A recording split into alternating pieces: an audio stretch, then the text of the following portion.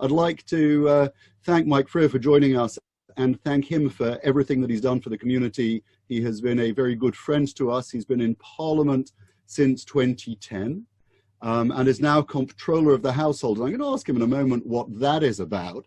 But Mike, if you could just tell us what it was that had you move into politics in the first place from banking.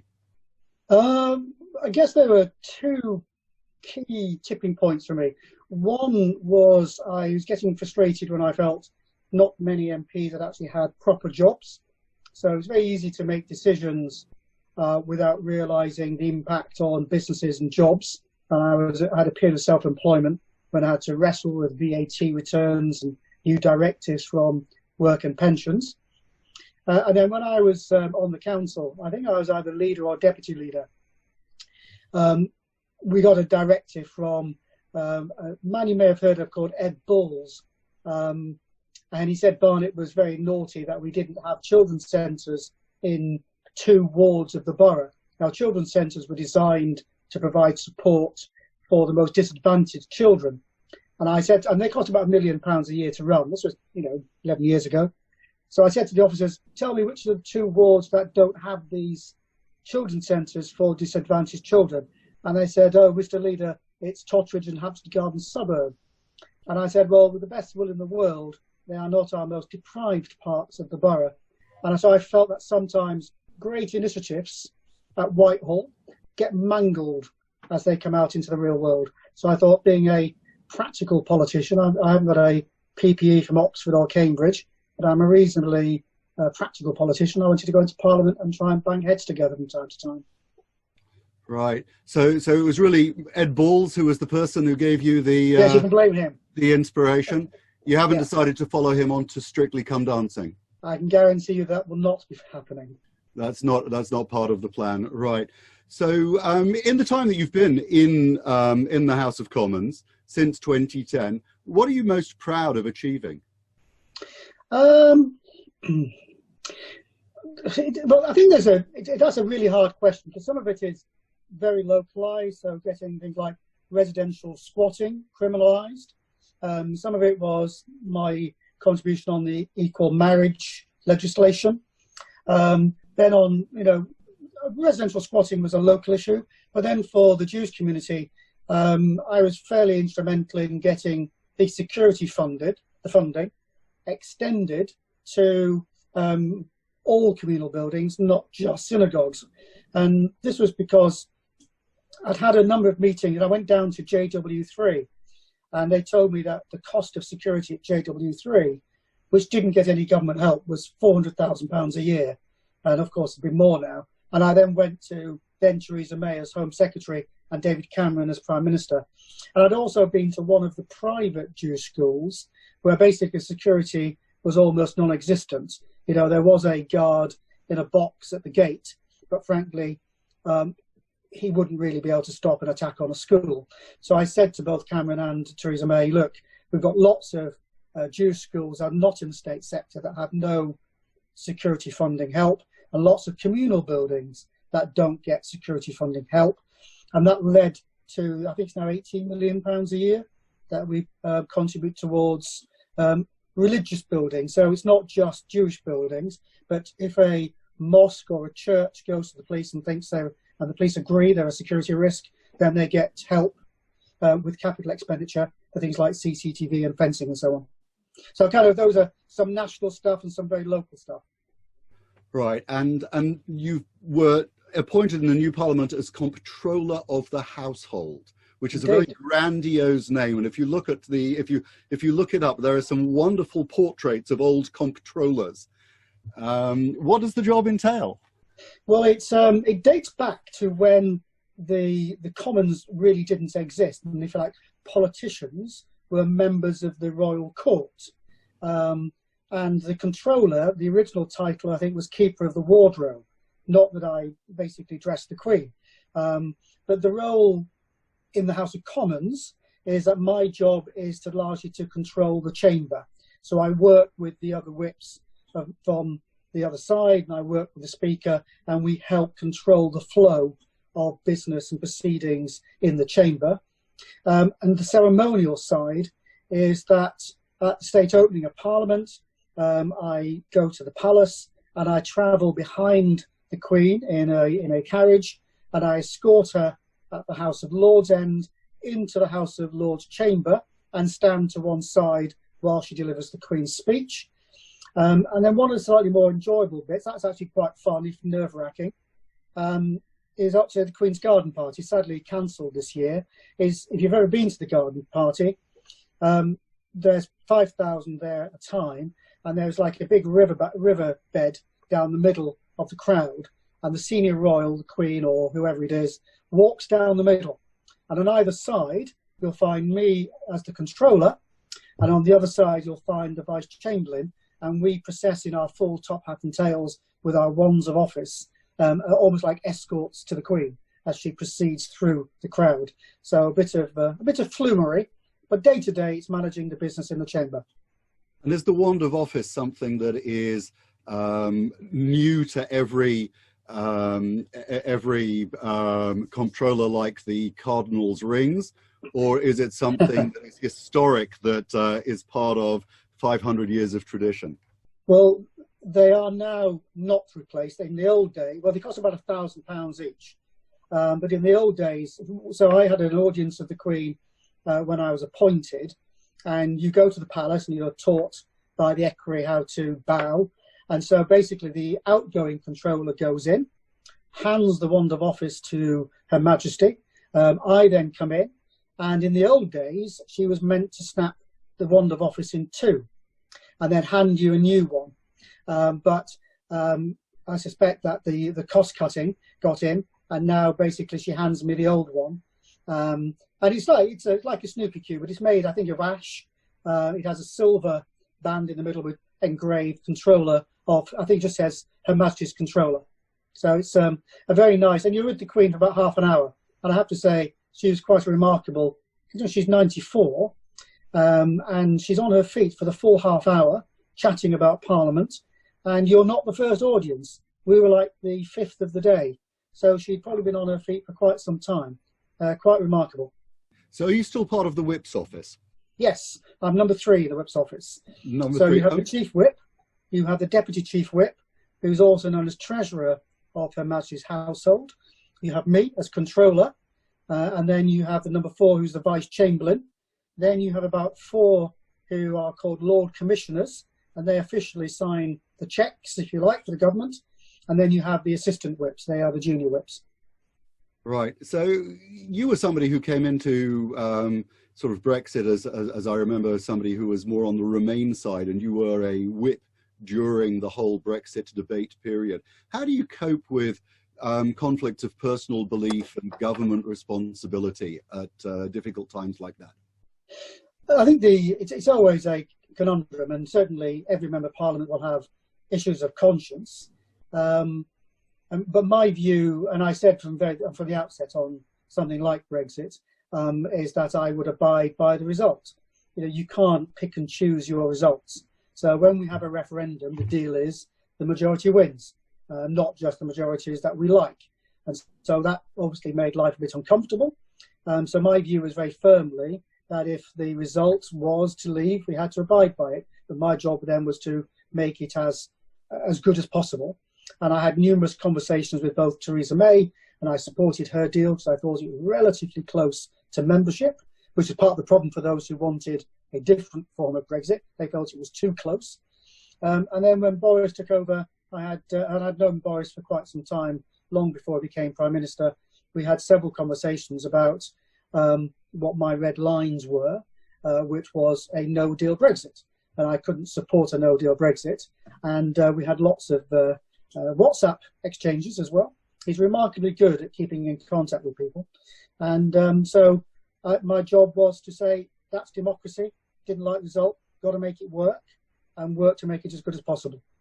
Right, and are we still getting Brexit done while we're staying safe and staying home? We are. The negotiators are meeting virtually. I don't think it's a very good expression, virtual meetings. They are proper meetings. They just happen to be electronic. And so the negotiations are continuing. Right. And, you know, in the current climate, do you think that Brexit makes sense? You know, shouldn't we be collaborating together and working stronger as a stronger community against the coronavirus? Well, without being too controversial, we could ask the Italians how that's working for them. Given that my in-laws are Italian and we have lots of friends and family in Italy. And actually the Italians are, and to a degree the Spanish, are a little aggrieved at the lack of the European family coming together. So I do think that it's still possible to cooperate, as we are doing on things like the virus. You know, we are at the forefront of funding the vaccine development, and of course we will continue to share the results with our European partners. So just because we're not necessarily in the EU doesn't mean that we don't continue the ongoing partnerships that we've had for many, many years. So one of the big scare stories that was put out at the time was that all our medication and medical research, etc., would not be compliant with European standards, and that we wouldn't be part of sharing information with them. And clearly we haven't left entirely yet, so everything is carrying on as it was before. But imagine we had left. Would we now be sharing absolutely everything freely with a view to overriding priorities? Or would there be problems and hurdles and barriers that we'd have to get through? I don't think there would have been hurdles, because interestingly, and this is where I sometimes used to get quite frustrated with my more Brexity colleagues, is many of the regulations that came out of Europe actually were European. They didn't start in Europe, but they actually were global. From my days in the private sector, things like, you know, the old ISO standards, many of the standards that turned into European regulations started off as global requirements, and then Europeans would develop the European narrative, and sometimes that got lost in the wash. So I don't think whether we are in the EU or outside, we would have less cooperation, but many of the rules on standards of whether it's PPE, on vaccines, on international cooperation are driven by global partnerships, particularly on health. And so I don't think it would have been a major issue. Right, I'll ask you about PPE a little bit later. Parliament at the moment, what can it and can't it do? Well, this week has been largely to do with scrutiny. So we've developed the ability for people to zoom in so they can ask questions. At question time, as we saw the first PMQs yesterday. Right, were you in the House? I was in the House. Partly my job is I went in to see how it was working. Also, one of my jobs was to ensure that the ministers didn't come in too early. So when we had Welsh questions before the PMQs, the Welsh Secretary and the junior Welsh Minister were both at their homes in Wales. In case the technology failed, we had a duty minister sat on the bench just in case, so that he could step in and answer questions if the technology failed. But then normally at PMQs, the front bench is packed with cabinet ministers. The Prime Minister has to crush past, squeeze into a seat. And so my job was to stand at the doors behind the Speaker and get Dom Raab to stand there waiting. And then as the Welsh questions finished, the duty minister behind the dispatch box had to move out of the way to allow Dom Raab to come in. It was like one in, one out, like you get in Waitrose at the moment. So my job is slightly morphed into making sure that the ministers are following the distancing rules. It's also about making sure some of my parliamentary colleagues who have a desperate need to be in the chamber when they don't really need to be, is when they're coming into chamber, we're saying, do you really need to be here? But if they want to go in, you can't really stop a member of parliament from going into chamber. But we have, as you probably saw on television, marked out where they can sit. So we are limiting, and there are some physical barriers to ensure that we sit apart. Right, are you going to have separate hours for people over the age of 60? Well, it's interesting that some of our colleagues who are not following the rules, those who are over 70, mentioning no names, there's certainly one very senior parliamentarian who felt the need to come into the chamber and should have been at home in Islington. Right. You talk about the technological failures. Yesterday's Welsh Assembly, I think there was somebody forgot that their microphone was on. Have memos gone out to everybody saying, assume every camera is live and every microphone is on, and mind your language? Well, we always say, never putting anything into an email that you don't want to see on the front page of your local newspaper. If you have a microphone in front of you, always assume it is on. And so I remember when I was parliamentary aide to Chris Grayling, and he'd done an interview, and he still had a lapel microphone on, and he needed to go to the bathroom. And I said, Chris, give me your microphone just to make sure that we don't have, let's say, live streaming. Right. I did have an embarrassing moment in a wedding where the groom had been pre-set up on the microphone and the bride was running late, and the video recorder captured everything that he was saying as he was waiting for her to turn up. So yes, hopefully not a short marriage then. We should be. They got over it. They got over it. So at the moment, it's Dominic in charge. I'm going to ask about Dominic, the Dominic who is visible and the Dominic who has gone into hiding at the moment. But how is the Prime Minister doing? How's Boris? Well, as far as I know, he's. I think the hospitalisation. I think this might sound a bit bizarre. I think actually, if you like, the benefit of the Prime Minister being hospitalised is people got the message that this is serious, and I certainly noticed the roads were quieter, the pavements were quieter. People were sticking to the rules much more rigidly when the Prime Minister was hospitalised. I think it kind of sent out a message that this is not, it's not a joke. It will happen to someone you know. But I also think that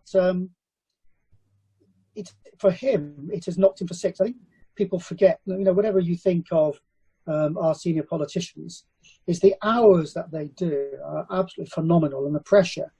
And I think he was genuinely not at risk just because of the amount of mixing with people he does, but generally run down.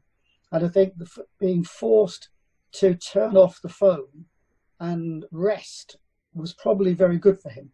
And I think he's taken the message of how seriously ill he was quite to heart, which is why he's not rushed back. Because the difficulty of being Prime Minister, it's such easy to want to come back into Downing Street.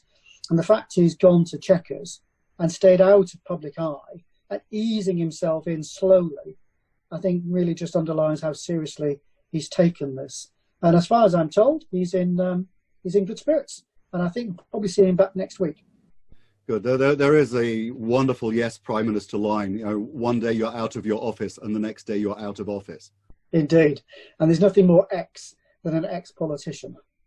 Right. Some of them managed quite well. So is Boris taking it more seriously now than he did previously? Because there were the comments about him not attending the Cobra meetings, but also not maintaining proper social distancing. He was shaking hands with people, and now clearly he must have the message that was the wrong thing to do. Well, I think at the time we were all still shaking hands and we were all still mixing. That level of social distancing had not been brought in. But I do think that the Sunday Times article really was very, very poor.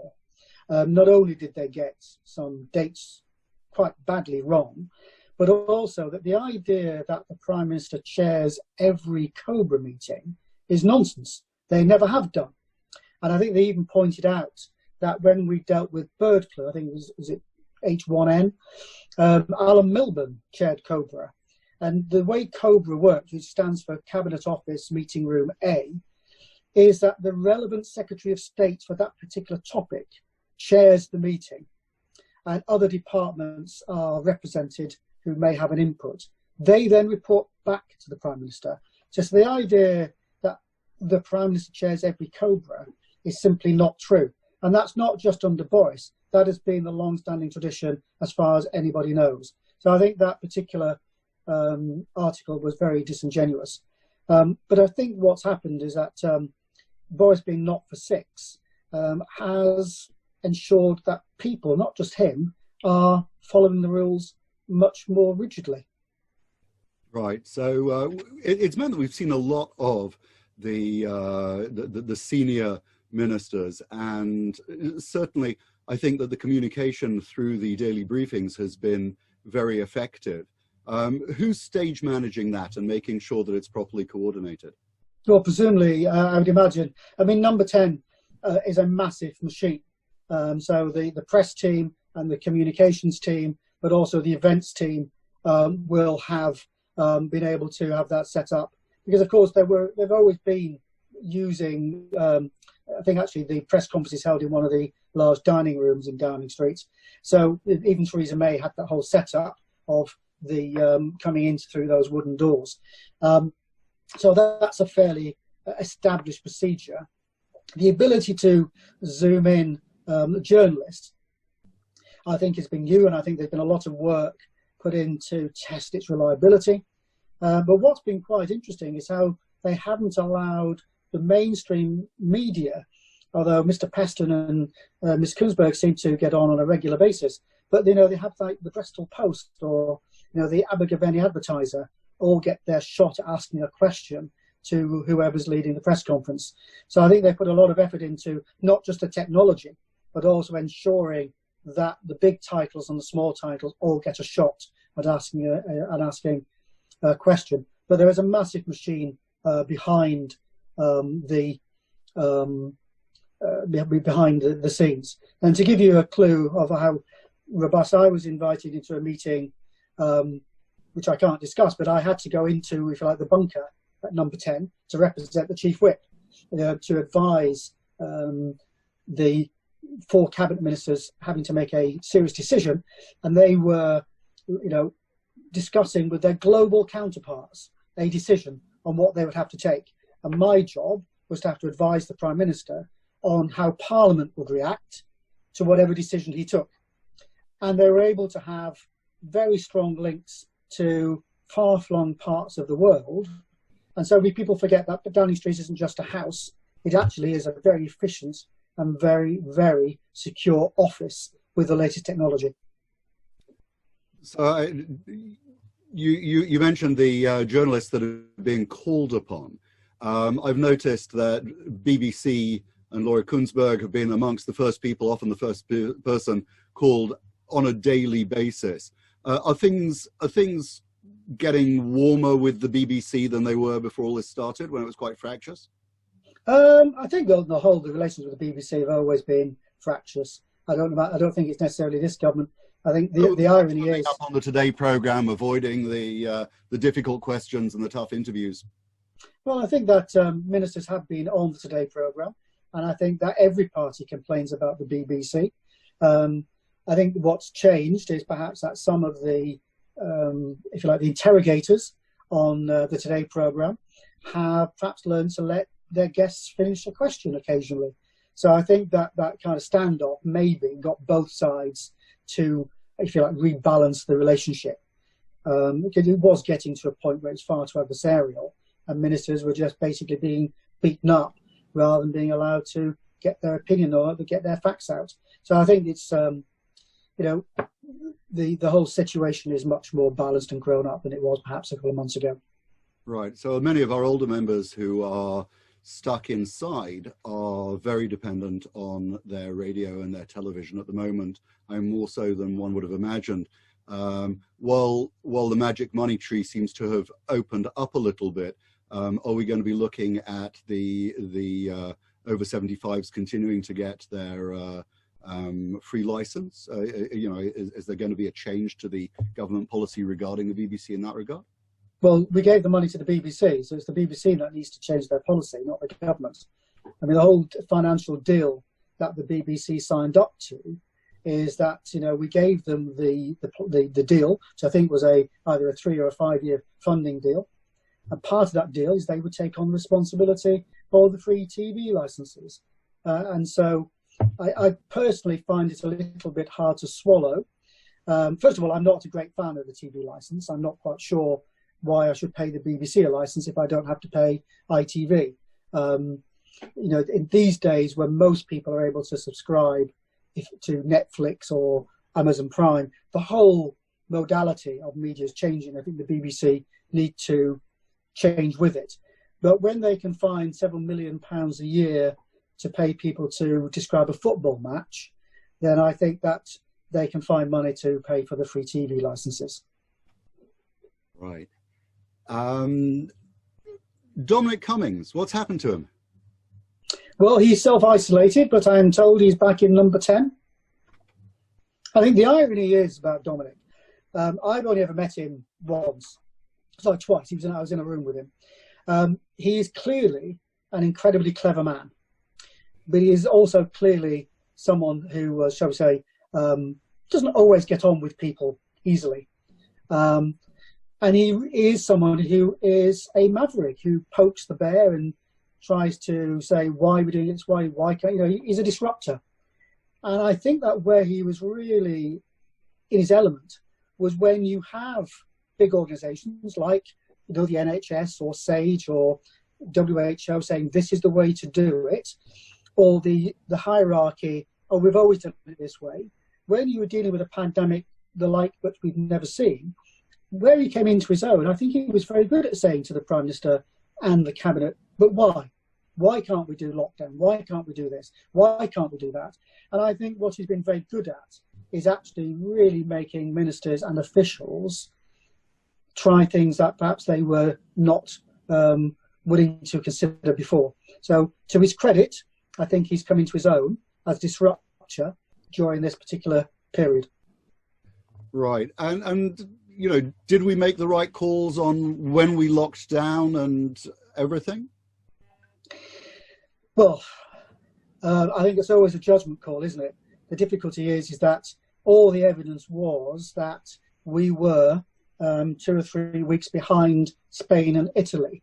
And whatever you think of the World Health Organization, and I'm not a particular critic, it doesn't do everything well, but actually a lot of the work it does do, having worked with them on other issues, but also one of my good friends is a deputy director at WHO, so I know the work they do. They didn't declare the pandemic, I think, until mid-March. So, it's always, hindsight's a wonderful thing. And it's only the Prime Minister that has to take that decision. If you lock down, we're starting to see the impact on our economy. And those people who are saying we need to ease the restrictions to avoid crashing the economy almost permanently. Had we done that 2 weeks or 3 weeks early, the lockdown, people would have been calling to lift the lockdown in the middle of the peak of the infection. So the latest data would suggest that the infection peaked around about 7th or 8th of April. So had we locked down earlier, those voices saying, release the tourniquet, let's get the economy working, would have been just at the peak of infection.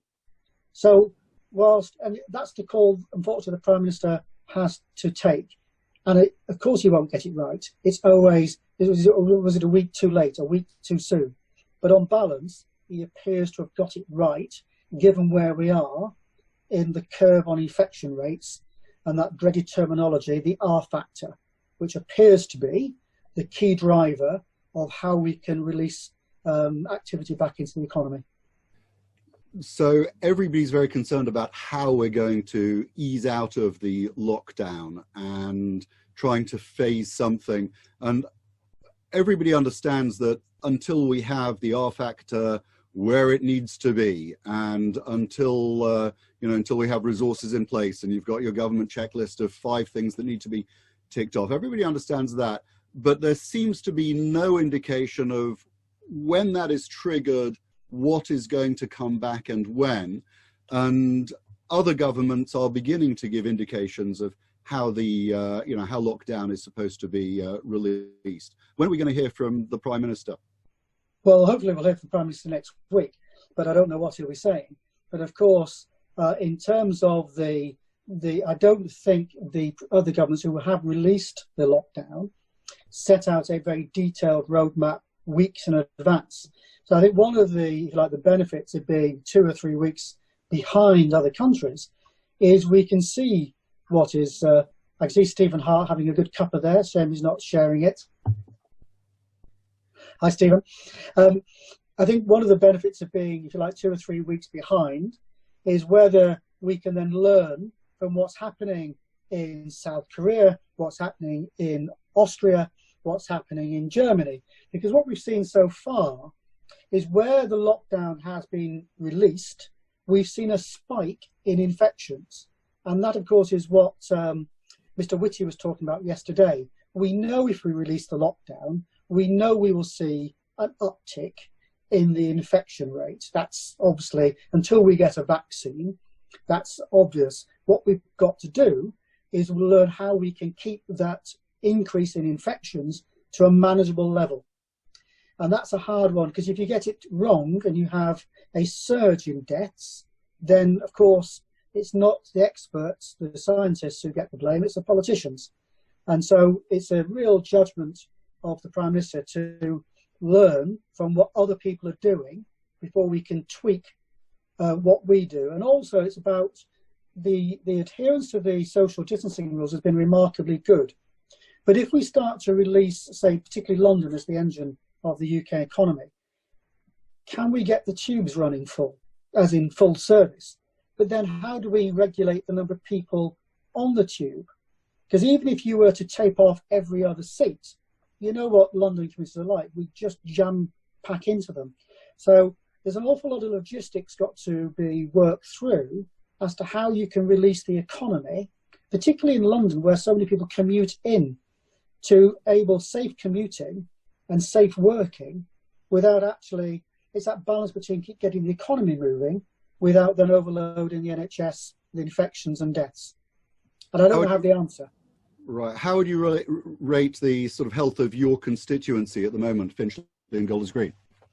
Well, as far as I don't see any, I mean, I see the figures that are published for Barnet, and of course, Barnet being the largest, the most populous borough in London, we have obviously one of the highest volumes of infections. I think last time I looked, we were something like third. But of course, the real measure, which we don't get on the official stats, is the number of infections per 1,000, which of course, being so large, would probably put us down in the mid-ranking. So at the moment, we seem to be in line with the rest of London. I think we will see a slight, there will be a variance, and I've been following some of the commentary on how it's been affecting the Jewish community. I think the last time I looked at the report from the Board of Deputies, 2% of the deaths had been from the Jewish community, but only 0.45 of the population were Jewish. And of course, if you look at the impact also on the broader BME community, I think there's going to have to be some work after this is over, not just whether this is a genetic thing, but also whether it is a cultural thing. Because I mentioned earlier that my in-laws are Italian, and if you look at Spain and Italy, and to a lesser extent in France, the culture of intergenerational families under one roof, close communities, and so you have that aspect, but also if you look at the religious aspect, whether it's the Muslim community, the Hindu community, or the Jewish community, where again, intergenerational families, very close. I mean, certainly the last time I was at Kinloss, it was absolutely packed, but I've done the security walk down some of the more back streets or smaller shores down Golders Green Road, and I've seen these small rooms absolutely heaving shoulder to shoulder. So I think there's a lot of work to unpick why certain communities have been disproportionately impacted. But on the whole, Barnet is doing well. And that kind of leads me on to, I believe from looking at what I spoke to Matt Hancock yesterday, London has been remarkably good at managing the hospital admissions, at managing the intensive care beds, but also managing PPE. So I get data from the council once or twice a week, which gives me their stock take. And obviously PPE is very complex, but there are kind of 7 broad items. And on the whole, one item has about 5 days worth of stock based on average usage per day. But for the bulk of PPE, we have a fortnight stock. But London on the whole has managed its PPE stocks quite well. And so I think Barnet has been remarkably resilient so far. Long answer. Right. So there's a feature in the paper today again suggesting that hospitals might be stockpiling PPE beyond what is necessary in some of the hospitals. I mean, I can't comment on that. I have no knowledge of it locally. I do know that the local resilience forum, which is led by the council, has worked phenomenally hard to engage not just our hospitals, although obviously the Royal Free is actually in Camden, but we do have Edgware, Barnet and Finch Memorial, but also engaging with the GPs and engaging with the care home sector. And they have worked quite hard at ensuring that any setting that I said, look, we're worried we're running short, we're getting deliveries, I think, about twice a week into the central store, is then shipped out to the local settings that are fearing that they're running short. The big danger is that, unfortunately, PPE is very complex. Everyone just thinks it's the surgical masks, or they think they need PPE and then look at the hazmat suit, that type equipment you see in an ICU. But of course, there's a whole range in between. So what you see on the street of people wearing these masks may be a mask, but I don't know whether it meets the international accreditation standards. So I get emails saying, my mate can get me 5,000 masks. Why won't the NHS buy them? Well, where have they come from? Are they at the right standard? But if they're a surgical mask, they might be useful for some uses, like in a GP surgery or in a care home, but they're not suitable for a hospital setting. And they're certainly not useful for an ICU, where they have to have not just the plastic visors, but have to have a mask that has the built-in respirator. And so it's a much more complex issue than the media would have us believe. In terms of wearing a scarf or covering, you know, a regular cycling protecting mask, do you think that people should be wearing those while they're out and about now? Well, I'm not qualified to judge. I always defer to Chris Whitty, who is a world-leading epidemiologist. When you're out, are you wearing a mask at the moment? No, I'm not. No. For two reasons. First of all, the thing about a mask is you have to know how to put it on. And one of the reasons why the usage of masks in health settings is quite high is because there's something called the fit test. And that's not asking a nurse how fit they are, but they have to be trained on how to put the mask on. Because, for instance, people with beards, so medics with beards have been recommended they shave them off. Because if there's a slight gap, so a mask might help capture any droplets if you cough or sneeze, but it doesn't necessarily protect you. Because if you have these micro droplets and there is a slightest gap in the mask, they will get through. And so it can give people this false sense of security that they're protected. And so I've seen it in Waitrose, people with masks on, forgetting social distancing. So whilst the recommendation from the World Health Organization and the NHS is that masks are not necessary, I will not wear a mask. So I believe personally, as a Member of Parliament, I have to follow government advice, because if I start wearing a mask, constituents will say, well, hang on, he's wearing a mask. Why aren't we being told to wear a mask? So what does he know that I don't know? So I think it's important that Members of Parliament, where we have a leadership role, we comply with the rules and show other people that these are the rules and they're safe. But if we were all wearing masks, then at least we would be minimizing the amount of coughing and spluttering we did over other people. Not necessarily, because unless you've got the proper fit, there is still the danger that the droplets can escape. And also, as I say, some of the evidence is that people get a false sense of security. They break the rules on social distancing. They touch their face much more with a mask. We're all very guilty of touching our face. That's just part of our human nature. But we're getting out of the habit. But also the washing of hands, the keeping our distance, the not touching our face. The evidence is that masks lead people to that false sense of security and they revert back to their normal behaviours. And it really is a hard message to get right. Some countries are using masks perhaps because their governments need to be seen to be doing something. Other countries, particularly places like South Korea, China, Japan, who dealt with the SARS epidemic, they have a culture of using masks. And some of the countries like South Korea and Taiwan because they dealt with SARS, had a much more robust pandemic coping system. But also, if you look at what's happening in Japan, a culture of using masks, and for many, many years, the number of infections are now starting to climb. And so I think the jury is out on whether masks are as effective as people think they are outside of a medical setting, which tend to be the much more rigorous masks with respirators. Right. Do you have any message for our health workers and people in working in sort of voluntary capacity, our key workers, that you'd like to be able to share with them? It's an amazing effort that people are putting in, whether they're people who are volunteering to pick up parcels for neighbours and the elderly, whether it's people who are continuing to keep our public services working. So the council, for instance, had a spike in absenteeism, which is why some services got suspended briefly. Absenteeism has been brought back down, so services have been put back in place. But those who are going into GP surgeries or going into pharmacies or the hospitals, whether they're serving meals in a care home, the fact that they know they are putting themselves at greater risk is just phenomenal.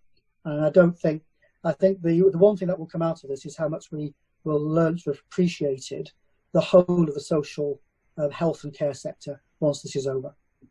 Is that going to translate into more money and support for the NHS once all this is over? Well, we had already given the NHS its largest ever increase in its living history. But I suspect now that the resilience work, the funding for resilience work will have learned from this, that resilience planning you can't take the foot off the accelerator. I hope that I think the two things will happen, not just the funding debate on NHS, but the way the NHS works. So I read an article that the NHS have embraced technology faster in the last few weeks than they have ever done in their history. And the NHS has been resistant to technology in the past, but we have got so much more used now to online consultations or using technology in the health sector that I think we will see a step change in the way the health sector works in the UK. What I would like to see is I've always said that the social care sector should merge into the NHS. And I'd like to see after this is a proper funding review of how we fund our social care sector and have the integration between our health sector and our social care sector much better than it currently is. And I'm hoping that's one of the benefits of the learning from the pandemic. So how are we going to pay for everything that has gone on at the moment, and the furlough provisions and everything else that has helped shoulder the burden of care? And how long are we going to be paying for it? Questions I can't really answer. That is a matter for the Chancellor. But I suspect that what we will see is that we've seen some of the divergence in support between elements of the self-employed and elements of the employed. For very different reasons, which we could have a whole different debate on how directors pay themselves, how self-employed pay themselves. And of course, what's happened is that those who have paid themselves in a different way have not got the same level of support. And so there will be debate, I've no doubt, that people say, well, if you want the same level of support as an employee that we were able to put into place, then we will have to look at how the contribution into the system from the self-employed is more equitable or on a level playing field. So there'll be a big debate on not just the levels of taxation, but in terms of how people can structure their tax affairs to minimise their tax bills for very legitimate reasons. But that's a big debate because I've had my inbox saying, why is that person getting £2,500 a month, whereas I'm getting nothing? And so there'll be a whole big debate on looking at how you can level the playing field on what you contribute into the system if you expect a level playing field on what the system pays back out in an emergency. That stumped you. No, I was just looking at a question that's come up on the screen. I'm gonna open up to a couple of people to ask some questions. Joseph Sassoon, you had a question. Yes. Good morning, Mr. Freer. Thank you for appearing. I just want to know. Why the rate of infection in the UK is so much higher than in countries like South Korea, where they seem to have got on top of it more quickly than we have. Well, I'm not an epidemiologist, so I can't give you a technical answer. From a layman's point of view, I think when we go through this afterwards, there are some countries where the level of infection rates look unusually very low. So I look at the graphs that we produce every day, and I think if you look at, say, China, South Korea, and Germany are clearly way, way, way below the other countries. And I don't have an answer as to why that would be. There is some debate over the quality of the counting or the methodology of the counting, and that will come out in the wash once we get through this. But I think where particularly South Korea, which actually is now seeing a second spike, is many of the countries, South Korea I mentioned before, Taiwan is another good example, where they have lived through numerous epidemics, whether it was SARS or bird flu, H1N, and so they have had, over the last decades, numerous public health issues to deal with. So they've had a much more robust system of testing, of quarantining, and of tracing that have already been in place. Those countries like ourselves and say France and Spain, who do not have that experience and don't have the infrastructure, clearly we were having to play catch up. And so I think that it's partly, we'll have to look at how it's reported, but also what systems they've had in place for many years to see whether it's something we need to copy to prevent future pandemics taking hold. Rishi Sunak's been promulgated into, the Saj suddenly stopped being Chancellor or turned down the opportunity. Rishi took it on and it's suddenly come to the forefront. Is he measuring up well? He's extremely capable and also a very nice man. So as a slight aside, one of my other jobs in the Whip's office, I allocate office accommodation for our colleagues.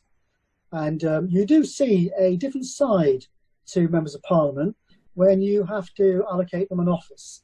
And I have to say that Rishi has not shown any sign at all of being remotely a prima donna. So quite often, particularly former cabinet, I remember in the run-up to Boris taking over, one former cabinet minister came up to me and basically said, well, I want this office with this view and, that space and that, and I want this and the other. And I said, well, unfortunately, they're in short supply. And this individual said, but I will be a former cabinet minister. And I said, yes, unfortunately, they're not in short supply either. And because, Theresa May had run through numerous reshuffles. But so you do see a different side to colleagues. And so Rishi, I have to say, has been an absolute joy to work with, both as a government whip, but also just dealing with the mundane stuff of finding, he gets an office as Chancellor, that's allocated to the incumbent, but having to find suitable accommodation for his staff who were in a different part of the palace when he wasn't the Chancellor.